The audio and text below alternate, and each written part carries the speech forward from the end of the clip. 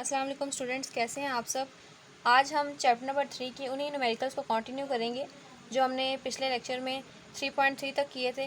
3.4 की स्टेटमेंट को देखते हैं। A string 0.5 metre long holding a stone, कि एक स्ट्रिंग है जिसने एक पत्थर को होल्ड किया हुआ है और इस स्ट्रिंग की लेंथ 0.5 मीटर लॉन्ग है। A stone can withstand maximum tension of 35.6 newton. तो इसके अंदर जो मैक्सिमम टेंशन है उसकी वैल्यू आपको दी है और वो 35.6 मीटर है, 35.6 न्यूटन है। फाइंड द मैक्सिमम स्पीड, हमें मैक्सिमम स्पीड यानी वी की वैल्यू फाइंड आउट करनी है। Eight which a stone of 0.5 kg, तो यानी इसका जो स्टोन है इसका मैस हमारे पास 0.5 kg है। तो हमें वेलोसिटी फाइंड आउट करनी है जिससे इस मैस को हम एक सर्कल के अंदर, वर्टिकल सर्कल के अंदर घुमा सकें। अब देखें स्टूडेंट्स, उन्होंने सर्कल की बात की है। सर्कल का मतलब है, हमें पता है कि जब भी कोई बॉडी सर्कुलर ट्रैक पे मूव करती है तो उसके अंदर सेंट्रीपिटल फोर्स जो है वो प्रेजेंट होती है। तो यहाँ पर क्योंकि सेंट्रीपिटल फोर्स प्रेजेंट है और उसका फॉर्मूला है mv² डिवाइडेड बाई r, तो यहाँ पर हम r, इस लेंथ को r लेंगे। और वैसे भी अगर ये सर्कल को देखें तो इसका जो एग्जैक्ट सर्कल होगा वो इस तरह होगा। ये स्टोन इस सर्कल के अंदर स्ट्रिंग के साथ रिवॉल्व करेगा। अब यहाँ हमें रेडियस नहीं दिया हुआ, तो हम देखेंगे कि इसके सेंटर से लेकर यहाँ तक का फासला हमारे पास रेडियस ही होता है। तो ये उन्होंने लेंथ दी है 0.5 मीटर। हम कह सकते हैं कि यही हमारे पास रेडियस है और हम डाटा में इसको रेडियस के तौर पे यूज़ कर सकते हैं। अब क्वेश्चन ये अराइज होता है कि मैंने इसको सेंटर से नीचे की तरफ ही क्यों करवाया है। स्टूडेंट्स देखें, उन्होंने कहा है मैक्सिमम टेंशन। हम जब शॉर्ट क्वेश्चंस पढ़ रहे थे उसमें भी हमने देखा था कि अगर एक सर्कल है, सर्कल के अंदर कोई चीज़ मूव कर रही है तो टॉप पे किसी भी चीज़ का टेंशन जो है वो मिनिमम होता है और बॉटम पे किसी भी सर्कुलर पाथ में मूव करती हुई चीज़ का टेंशन जो है वो मैक्सिमम होता है। क्योंकि इस डाटा में उन्होंने कहा है मैक्सिमम टेंशन, इसलिए हमने उसको डाउनवर्ड शो करवाया, मैंने इसको फिगर के अंदर। अब अगर हम टेंशन देखें इसके अंदर, तो टेंशन जो है वो दो फोर्सेस को प्लस करने से आएगा। टेंशन का मतलब है कि इसके अंदर जो तनाव है इस रस्सी के अंदर सेंटर से लेकर इस मैस को नीचे सस्पेंड करने की वजह से, तो वो हमारे पास दो किस्म की फोर्सेस होंगी। एक तो सेंट्रीपिटल फोर्स होगी जिसने इस स्टोन को सर्कुलर पाथ में मूव करवाना है, जो और दूसरी जो फोर्स है वो हमारे पास अर्थ के वेट की फोर्स होगी। आपने देखा है कि F = W = mg, यानी वो वेट जिसके साथ स्टोन डाउनवर्ड अर्थ उसको अट्रैक्ट कर रही है। तो हम कह सकते हैं कि जो टेंशन है हमारे पास वो दो फोर्सेस को प्लस करने से आएगा। वो कौन कौन सी फोर्सेस हैं? एक तो हमारे पास वेट है और दूसरी हमारे पास सेंट्रीपिटल फोर्स है। अब वेट किसके इक्वल होता है? वेट इक्वल होता है mg के। तो हम यहाँ लिख सकते हैं mg प्लस सेंट्रीपिटल फोर्स है mv² डिवाइडेड बाई r, और यहाँ पे टेंशन। आपको फाइंड आउट क्या करना है? वेलोसिटी को। अब इस फॉर्मूले के अंदर रिकॉग्नाइज करें कि आपको क्या चीज़ फाइंड आउट करनी है, उसको आपको एक साइड पे सेपरेट करना है। इसके दो तरीके हैं, एक आप वैल्यूज़ पुट करके भी सेपरेट कर सकते हैं, दूसरा ये कि सेपरेट करवा के भी आप वैल्यूज़ पुट कर सकते हैं। तो हमें यहाँ पर v² की वैल्यू चाहिए, हम वैल्यूज़ को पुट करवाएंगे। टी की जगह हम पुट करवाएंगे 35.6 न्यूटन, मैस हमारे पास 0.5 kg, और जी की वैल्यू फिक्स होती है जो कि 9.8 मीटर पर सेकेंड स्क्वायर है। ये ग्रेविटेशनल एक्सेलरेशन है 9.8, मैस की अगेन 0.5। वेलोसिटी हमने फाइंड आउट करनी है, ये एज इट इज़ आ जाएगी, और आर जिससे हम डिवाइड कर रहे हैं वो हमारे पास 0.5 मीटर होगा। अब स्टूडेंट 35.6 इसको मल्टीप्लाई करें, आपके पास आएगा 4.9, 0.5 से कैंसिल और v²। अब v की वैल्यू चाहिए, यहाँ पर 4.9 प्लस हो रहा है, जब वो इक्वल के दूसरी साइड पे जाएगा तो वहाँ जाकर वो माइनस हो जाएगा, और v² हमारे पास इक्वल आता है 30.7 के। हमें वेलोसिटी का स्क्वायर नहीं बल्कि सिर्फ और सिर्फ वेलोसिटी चाहिए, तो हम दोनों साइड पे अंडर रूट लेंगे। हम यहाँ लिखेंगे taking under root on the both sides we get 5.5 metre per second. तो ये स्टूडेंट्स आपके पास वेलोसिटी का यूनिट है। जब भी आप न्यूमेरिकल्स को सॉल्व करें तो आप लाजमी यूनिट्स को लगाया करें, इसका एक नंबर होता है। तो ये आपके पास वेलोसिटी की वैल्यू आ रही है for a stone which is attach to a string and wheeled in a circle. तो आपने यहाँ पर मैक्सिमम स्पीड निकालनी थी, आपका रिजल्ट लिख सकते हैं the stone will move with maximum speed of 5.5 metre per second तो स्टूडेंट्स ये आपके पास का रिजल्ट आता है। तो देखते हैं नेक्स्ट न्यूमेरिकल को 3.5 में स्टेटमेंट है the flywheel of an engine. Flywheel क्या होता है स्टूडेंट्स, आपने चैप्टर के अंदर देखा था। ये आपके पास फ्लाई व्हील है और ये रोटेट कर रहा है 2100 रेवोल्यूशन पर मिनट से। When the power source is shut off, वो कहते हैं जब पावर सोर्स उसका शट ऑफ कर दिया गया है, पीछे से उसको इलेक्ट्रिसिटी नहीं दी जा रही, what torque is required to stop it in 3 minutes. क्योंकि वो रोटेट कर रहा है तो रोटेटिंग बॉडीज़ के अंदर टॉक प्रेजेंट होता है। तो टॉक कितना होगा, कितना रिक्वायर होगा अगर हम इसको 3 मिनट के बाद स्टॉप करना चाहें। तो टाइम दिया गया है हमें, इसकी वेलोसिटी दी गई है और हमारे पास ये स्टूडेंट्स एंगुलर वेलोसिटी है। फिर उसको शट ऑफ कर दिया गया। शट ऑफ करने का मतलब है कि वो रेस्ट में आ गया। तो हमारे पास दो वेलोसिटीज़ है, एक इनिशियल वेलोसिटी और एक फाइनल वेलोसिटी।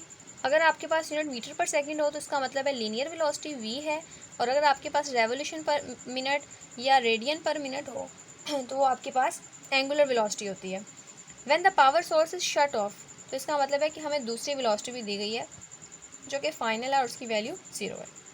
जब भी आपको कहा जाए कि एक कार या कोई चीज़ जो है वो रेस्ट से स्टार्ट करती है और वो इतनी वेलोसिटी अटेन कर लेती है, जिसका मतलब है हमें दो वेलोसिटीज़ दी गई हैं। हम रेस्ट वाले को इनिशियल कहेंगे और दूसरे को फाइनल। और जिस तरह यहाँ पे उन्होंने पहले वेलोसिटी कहने के बाद कहा है कि फिर उसको जो है वो ऑफ़ कर दिया जाता है। तो इसका मतलब है पहली वेलोसिटी इनिशियल होगी और ऑफ़ करने का मतलब ये है कि उसकी दो वेलोसिटीज़ गिवन और जो फाइनल है वो हमारे पास 0 होगी। What talk is required, talk की वैल्यू हमें फाइंड आउट करनी है। टू स्टॉप इन 3 मिनट्स, उसको टाइम कितने टाइम में हमें इसको जो है वो स्टॉप करना है, वो 3 मिनट्स हैं। The moment of inertia of the fly wheel, moment of inertia को हम आई से रिप्रेजेंट करते हैं और वो हमारे पास है 36 किलोग्राम मीटर स्क्वायर। अब देखें यहाँ पर रेवोल्यूशन पर मिनट, रेवोल्यूशन पर मिनट को आप चेंज कर सकते हैं इन रेडियन पर सेकेंड। तो स्टूडेंट्स के लिए आप ये फॉर्मूला यूटिलाइज़ करेंगे, एक रेवोल्यूशन इक्वल होता है 2 पाई रेडियन के, यानी इसके अंदर रेवोल्यूशन की जगह आप पुट करवा देंगे 2 पाई रेडियन। और क्योंकि यहाँ पर मिनट है तो पर मिनट का मतलब ये मिनट से डिवाइड हो रहा है। अब एक मिनट में कितने सेकंड्स होते हैं आपके पास 60, तो आप 60 से डिवाइड करवा देंगे। पाई की वैल्यू पुट करवाएंगे 3.14, 2 को 3.14 से मल्टीप्लाई करवाएंगे, फिर उसको 2100 से मल्टीप्लाई करेंगे और जो कलेक्टिवली आपके पास आंसर आएगा उसको आप 60 से डिवाइड करवाने के बाद आपके पास आता है 219.6 और ये रेडियन है। और हमने टाइम को देखा था कि एक मिनट में 60 सेकेंड्स होते हैं, ये सेकेंड है, जब ये ऊपर आएगा तो ये हमारे पास पर सेकेंड हो जाएगा। इसी तरह यहाँ पर मिनट है तो मिनट को हम सेकेंड में चेंज करने के लिए क्या कर सकते हैं, हम इसे 60 से मल्टीप्लाई करेंगे और आपके पास आंसर आएगा 180 सेकेंड्स, क्योंकि एक मिनट में 60 सेकेंड्स होते हैं।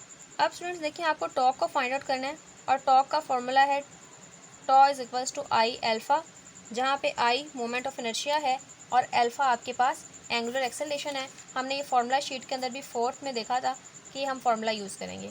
अब यहाँ पर हमारे पास अल्फ़ा नहीं है, अल्फ़ा को हम कैसे फाइंड आउट करेंगे जबकि आई हमारे पास गिवन है। इसके लिए स्टूडेंट्स आप इक्वेशंस ऑफ मोशन को यूटिलाइज़ करेंगे, जिसके अंदर आपके पास इन तमाम वैल्यूज़ की इस तीनों इक्वेशंस ऑफ मोशन में देखें कौन सी ऐसी इक्वेशन ऑफ मोशन है जिसमें एंगुलर वेलोसिटी इनिशियल भी हो, फाइनल भी हो, टाइम भी हो और हम एंगुलर एक्सेलरेशन फाइंड आउट कर सकें।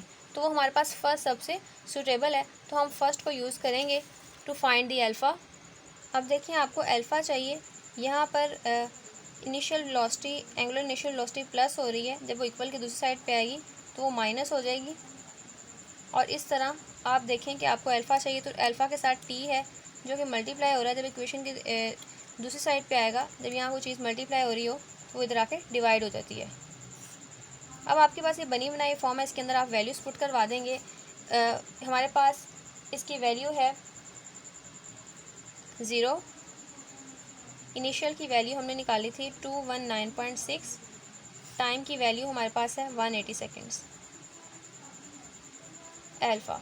तो -0 में से कुछ भी माइनस करें 219.6 ही आएगा और आप 186 से डिवाइड करवाएंगे ताकि आपके पास अल्फ़ा की वैल्यू आए, जो कि डिवाइड करने के बाद आपके पास ये आती है।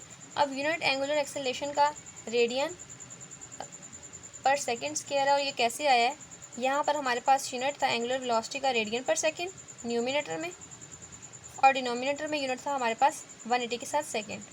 जब ये ऊपर आया तो रेडियन पर सेकेंड और इसकी पावर पॉजिटिव 1 है, ऊपर आके -1 हो जाएगी।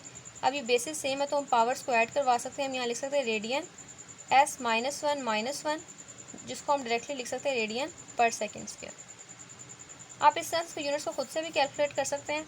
चाहें तो आप लोगों को अगर फिजिकल क्वांटिटी का पता है कि अगर एंगुलर एक्सेलरेशन है तो सारी बात उसका यूनिट रेडियन पर सेकंड स्क्वायर ही होगा, आप वो डायरेक्टली भी पुट करवा सकते हैं। तो अब इस अल्फ़ा की वैल्यू को हम पुट करवाएंगे इन इक्वेशन ए के अंदर। तो टॉ हमारे पास आता है, इन दोनों टर्म्स को मल्टीप्लाई करेंगे तो हमारे पास आता है -44 किलोग्राम मीटर स्क्वायर पर second square multiply by radian, और जो यूनिट है हमारे पास वो टॉर्क का न्यूटन मीटर होता है। तो हम इसकी कैलकुलेशन से वैसे डायरेक्टली भी लिख सकते हैं कि टॉर्क हमारे पास -44 न्यूटन मीटर आया है। अब जो स्टूडेंट्स टॉर्क होता है ना, वो टर्निंग इफेक्ट ऑफ फोर्सेस होता है। यानी अगर आपके पास जो टॉर्क है वो इस डायरेक्शन में हो, एंटी क्लॉकवाइज डायरेक्शन, क्लॉकवाइज और एंटी क्लॉकवाइज का आपको पता होगा, जो घड़ी की हमारे पास सुइयाँ होती हैं वो इस डायरेक्शन में मूव करती हैं, तो ये हमारे पास क्लॉकवाइज डायरेक्शन है। अगर ऐसे होगी तो वो एंटी क्लॉकवाइज डायरेक्शन है।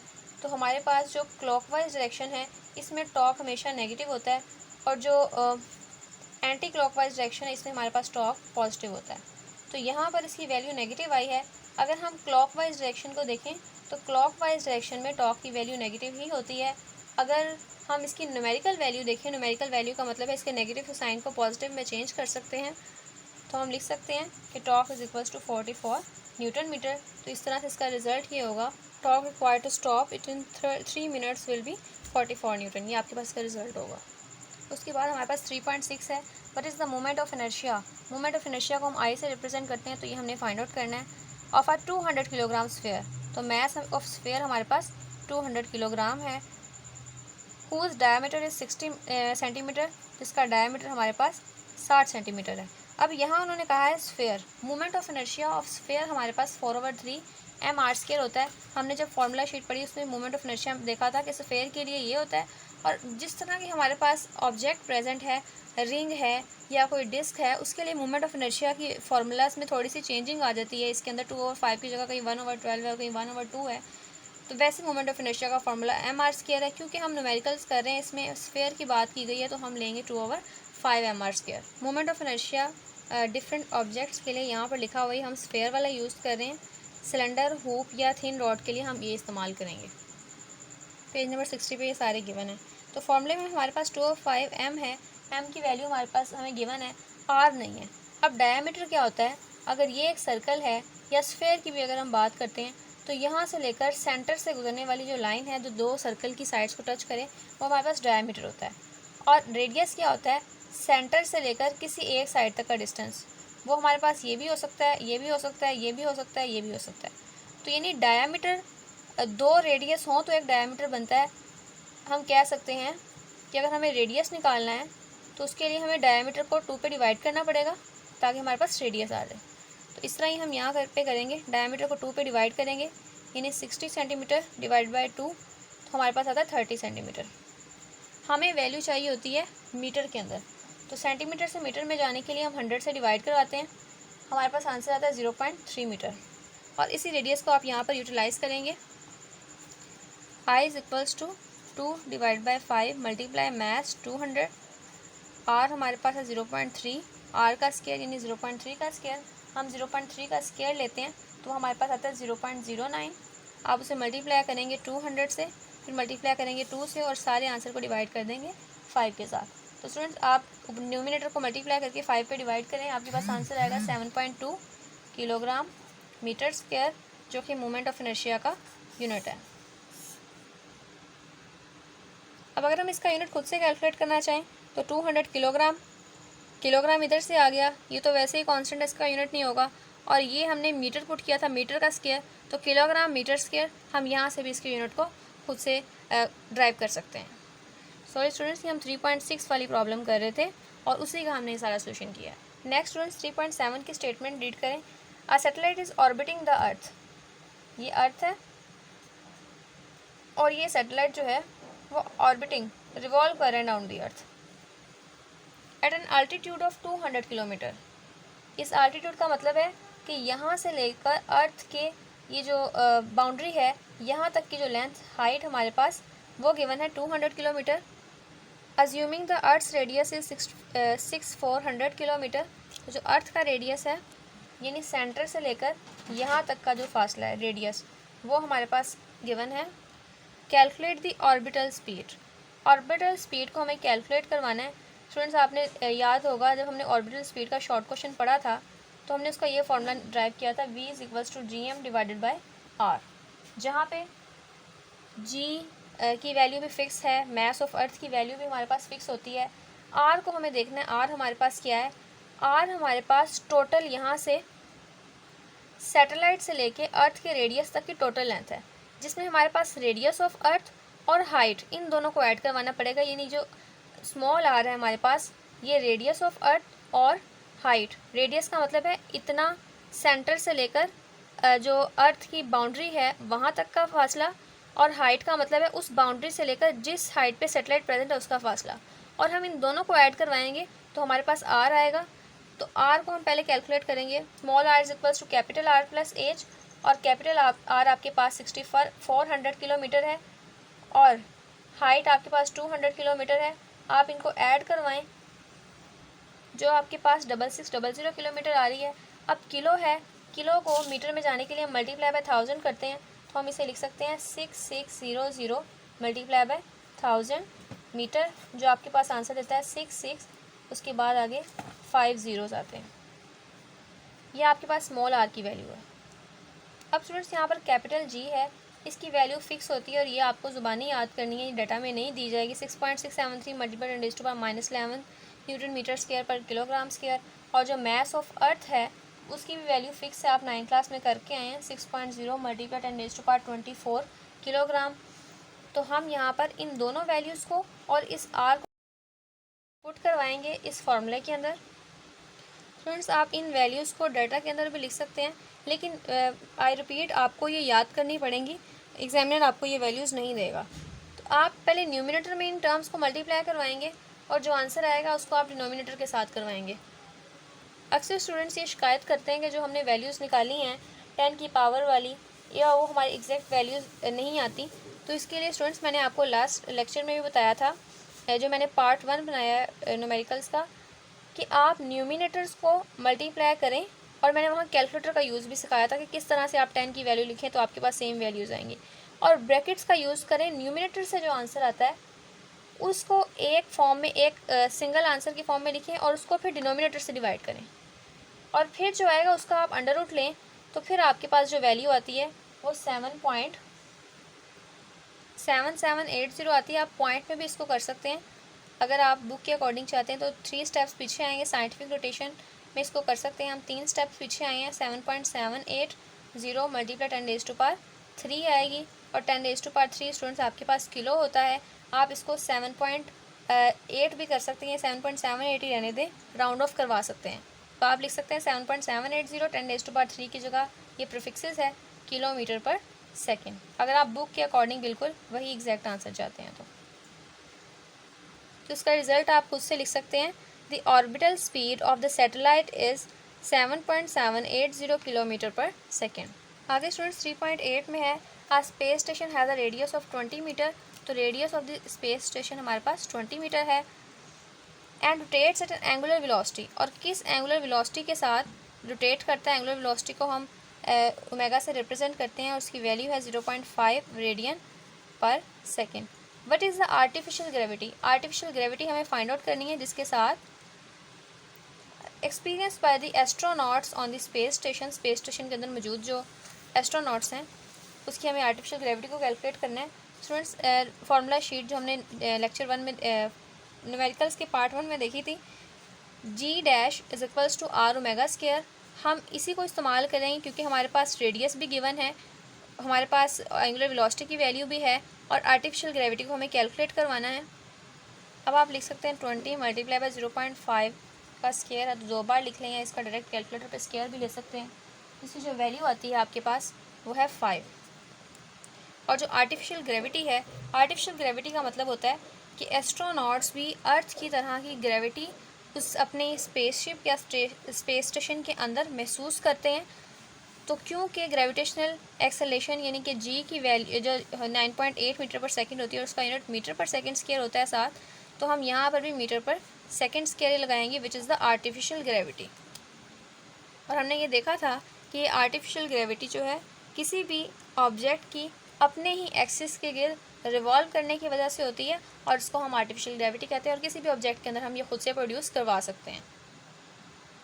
आप अगर पार्क्स में गए होंगे तो आपने इस तरह की राइड्स देखी होंगी जिसमें किसी भी राइड को बहुत ज़्यादा स्पीडली मूव करवाया जाता है। उसके अंदर जितने भी जो हैं वो राइडर्स वो उसके अंदर होते हैं और उसको कम्प्लीटली बंद कर दिया जाता है।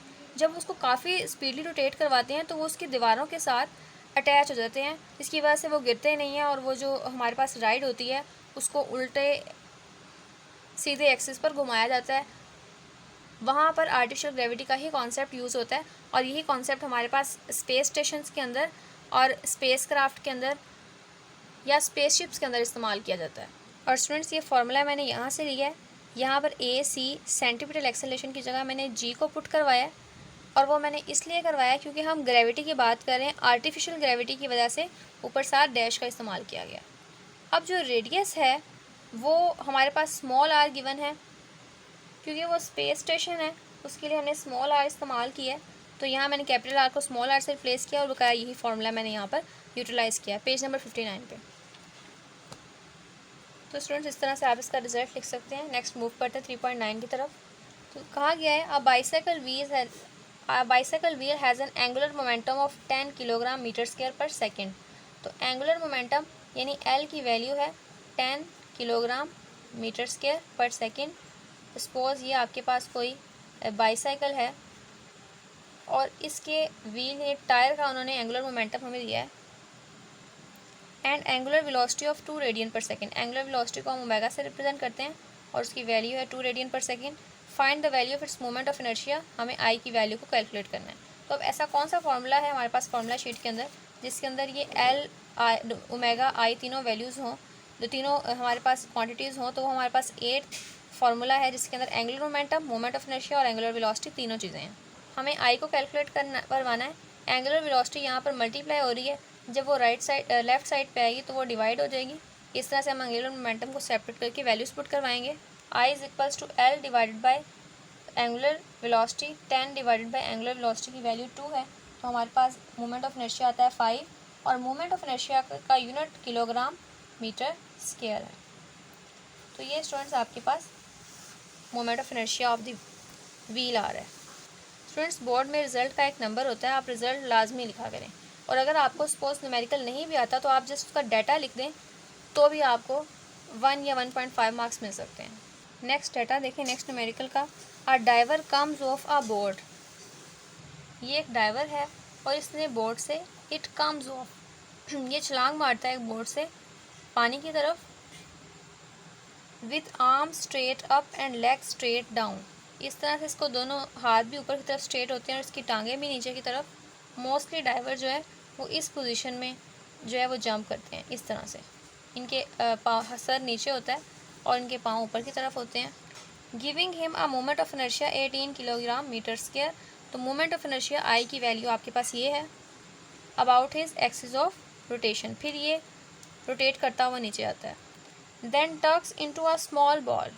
इसका मतलब है ये स्मॉल बॉल यानी इस किस्म की कंडीशन में आ जाता है, कुछ इस तरह की कंडीशन में ये जंप करता है downward, decreasing his moment of inertia to 3.6 kilogram metre square. तो सेकंड मोमेंट ऑफ इनर्शिया हमारे पास 3.6 है। इसका मतलब फर्स्ट के साथ हम 1 लगाएंगे, दूसरे के साथ 2 लगाएंगे। फ्रेंड्स, इसके लिए आप ये कॉन्सेप्ट यूज़ कर सकते हैं। जब कोई बॉडी टक्ड इन होती है लाइक अ बॉल यानी क्लोज बॉडी होती है तो उसका मोमेंट ऑफ इनर्शिया कम हो जाता है। तो उसका मतलब है उसकी एंगुलर वेलोसिटी ज़्यादा होगी। अगर वो टक्ड आउट यानी आउटवर्ड होती है तो उसका मोमेंट ऑफ इनर्शिया भी ज़्यादा होता है लेकिन उसकी वेलोसिटी फिर कम हो जाती है। इस कंडीशन में इसका मोमेंट ऑफ इनर्शिया ज़्यादा था, इस कंडीशन में इसका मोमेंट ऑफ इनर्शिया कम हो गया। कम होने की वजह से इसकी वेलोसिटी ज़्यादा हो जाती है। देखिए पहले 18 था फिर 3.6 हो गया। While tucked he makes 2 complete revolutions. 2 complete revolutions बनाता है और रेवोल्यूशंस को रिप्रेजेंट करने के लिए हम थीटा का इस्तेमाल करते हैं। अब ये रेवोल्यूशंस वो टक्ड इस दौरान लेता है, तो यहाँ पे हम क्योंकि इसका मोमेंट ऑफ इनर्शिया I2 ले रहे हैं तो ये θ2 होगा। इस स्टेट में हमारे पास I1 और θ1 होगा। तो उन्होंने टक्ड आउट का यानी कि इस कंडीशन का, इस स्टेट का की रोटेशंस नहीं बताई बल्कि टक्ड इन की इस स्टेशन की इस स्टेट की बताई, इसलिए हमने θ2 लिखा है उस रोटेशंस के साथ। और टाइम गिवन है वो 1 सेकेंड है, वो भी हमारे पास T2 का होगा। फिर वो कहते हैं if he had not tucked at all, अगर वो टक ना हुआ हो, how many revolution would he make, तो रेवोल्यूशंस निकालने, यानी थीटा 1 की बजाय हमें थीटा 2 की बजाय हमें थीटा 1 की वैल्यू निकालनी है in 1.5 second from board to water, और टाइम कितना होगा T2 हमारे पास 1.5 सेकेंड होगा। स्टूडेंट्स T2 हम लिख चुके हैं, तो ये T1 1.5 सेकेंड होगा। और स्टूडेंट्स जो आपके पास थीटा होता है वो इक्वल होता है ओमेगा टी के, थीटा 1 यानी ओमेगा 1 और T1। यहाँ पे T1 की वैल्यू तो है लेकिन ओमेगा 1 की वैल्यू नहीं है, इसको हम पहले फाइंड करेंगे। टू फाइंड ओमेगा 1 हम रिलेशन यूज़ करेंगे L1 is equals to I1 omega 1 angular momentum का रिलेशन। अब यहाँ पे हमारे पास ओमेगा 1 तो हम निकाल लेंगे, I1 की वैल्यू गिवन है लेकिन हमारे पास L नहीं है, तो L की वैल्यू को फाइंड आउट करने के लिए हम रिलेशन यूज़ करेंगे L is equals to I2 omega 2, और L दोनों में सेम होगा क्योंकि ये law of conservation of angular momentum पे डाइविंग ऑफ अ बॉडी का प्रिंसिपल है, यानी कि L1 इक्वल होता है L2 के, यानी I1 ओमेगा 1 इक्वल होता है I2 ओमेगा 2 के। L की वैल्यू हम इधर से लेंगे। अब यहाँ पर I2 तो हमारे पास डाटा में नहीं, हमारे पास ओमेगा 2 है, वो भी हमारे पास नहीं है, तो सबसे पहले हम ओमेगा 2 की वैल्यू निकालेंगे, वो हम इस फॉर्मूले में पुट करके L की वैल्यू निकालेंगे, फिर इसमें पुट करके हम उससे ओमेगा 1 की वैल्यू निकालेंगे और फिर उसे इक्वेशन 1 में पुट करेंगे। ओमेगा 2 आपके पास कैसे आएगा, आपने ये फॉर्मूला पढ़ा theta is equals to omega T, आपको चाहिए ओमेगा की वैल्यू, तो टी इधर आके डिवाइड हो जाएगा, theta divide by T is equals to omega. अगर आपको ओमेगा 2 चाहिए तो यहाँ पे भी आप 2 लगाएंगे, यहाँ पे भी 2 लगाएंगे, यहाँ पे भी 2 लगाएंगे, यानी omega 2 is equals to theta 2 divided by T2। अब थीटा 2 क्या है, 2 रोटेशंस, तो सेकंड ऊपर आएगा तो वो रोटेशन पर सेकंड बन जाएगा। हमें रोटेशन नहीं बल्कि हमें रेडियन में आंसर चाहिए। रोटेशन या रेवोल्यूशन एक ही चीज़ होती है, तो रेवोल्यूशन या रोटेशन से अगर हम रेडियन में जाना चाहते हैं तो हम इस फॉर्मूले को यूज़ करेंगे, 2 multiply by 2 multiply by pi, 2 पाई और साथ रेडियन था और साथ पर सेकंड था। आप पाई की जगह 3.14 पुट करें, उसको 2 और 2 के साथ मल्टीप्लाई करें तो आपके पास आएगा 12.57 रेडियन पर सेकंड। अब ये जो ओमेगा 2 की वैल्यू आई है इसको आप यूज़ करें इक्वेशन 3 में to find the angular momentum, तो L आपके पास इक्वल है I2 ओमेगा 2 के। I2 की आपके पास वैल्यू 3.6 है और ओमेगा 2 की वैल्यू आपने अभी निकाली 12.57 है। आप इन दोनों को मल्टीप्लाई करें तो L की वैल्यू आती है 45.25 और एंगुलर मोमेंटम के साथ kilogram metre square per second. अब आप एंगुलर मोमेंटम की इस वैल्यू को पुट करवाएंगे इक्वेशन 2 में to get the value of omega 1। L is equals to I1 omega 1, आपको चाहिए ओमेगा 1, तो I1 इसके साथ मल्टीप्लाई हो रहा है, जब इक्वल के दूसरी साइड पे आएगा तो डिवाइड हो जाएगा। L की वैल्यू है 45.25 और I1 किसके इक्वल है, यहाँ से देख सकते हैं 18 के। जब आप डिवाइड करेंगे तो आपके पास ओमेगा 1 की वैल्यू आती है 2.51 और एंगुलर मोमेंटम के साथ हम यहाँ इसका यूनिट जो होता है ना एंगुलर वेलोसिटी का, स्टूडेंट्स ये डायरेक्ट याद कर लें। जब मैंने इस चैप्टर 3 का इंट्रो दिया था, बिल्कुल स्टार्ट वाला लेक्चर 1 है चैप्टर 3 का एंगुलर मेजरमेंट्स का, उसके अंदर मैंने इन यूनिट्स को बड़े अच्छे कॉन्सेप्ट के साथ एक्सप्लेन किया हुआ है, आपको ये प्रॉब्लम नहीं होगी फिर न्यूमेरिकल प्रॉब्लम्स के अंदर। तो ओमेगा 1 की वैल्यू आपके पास है 2.51 रेडियन पर सेकेंड। अब आपको चाहिए वो डिज़ायर्ड आंसर जिसके लिए आपने सारी कैलकुलेशन की है, यानी कि थीटा 1, तो इसमें हम पुट करवाएंगे, तो देखते हैं पुट करके क्या आंसर आता है। और T1 की वैल्यू आपके पास थी 1.5 सेकेंड। आप इन दोनों को मल्टीप्लाई करवाएंगे तो पर सेकेंड से कैंसिल हो जाएगा, 3.77 रेडियन। अब आपके पास ये आंसर आया है रेडियन में, ये भी ठीक है क्योंकि बुक में हमें उन्होंने रेवोल्यूशन में दिया हुआ 0.6 रेवोल्यूशन, तो रेडियन से रेवोल्यूशन में जाने के लिए हम इस रिलेशन को यूज़ करेंगे। तो यहाँ से रेडियन को रेडियन से मैच करवाएं, 2 पाई यहाँ मल्टीप्लाई हो रहा है, जब वो राइट साइड पे आएगा तो वो डिवाइड हो जाएगा 2 पाई रेवोल्यूशन। तो आप यहाँ पर इस रेडियन की जगह ये पुट करवा सकते हैं 3.77 multiply by 1 divided by 2 pi revolution. Pi की वैल्यू 3.14 है, वो पुट करें 3.14 को जब आप 2 से मल्टीप्लाई करवाते हैं तो आपके पास जो आंसर आएगा 3.77 को आपको उससे डिवाइड करवाना है, तो आपके पास आता है 0.6 और साथ यूनिट आएगा रेवोल्यूशन क्योंकि हम इसे चेंज कर चुके हैं, तो थीटा 1 की वैल्यू आपके पास आती है 0.6 रेवोल्यूशन। तो हम इसका रिजल्ट लिख सकते हैं, if the diver had not tucked at all then the number of revolution would he made in 1.5 second from the board to water will be 0.6 revolution. तो ये इसका रिज़ल्ट है। आप हर न्यूमेरिकल के डाटा, फार्मूला और उसके बाद टू फाइंड, कैलकुलेशन, रिजल्ट वगैरह ये सारी चीज़ें पूरे स्टेप्स को फॉलो करें। इंशाल्लाह आपके 5 नंबर का न्यूमेरिकल होगा तो 5 आएंगे, 3 नंबर का होगा, जितने टोटल मार्क्स होंगे उतने आप गेन कर सकते हैं। थैंक यू, अल्लाह हाफिज़।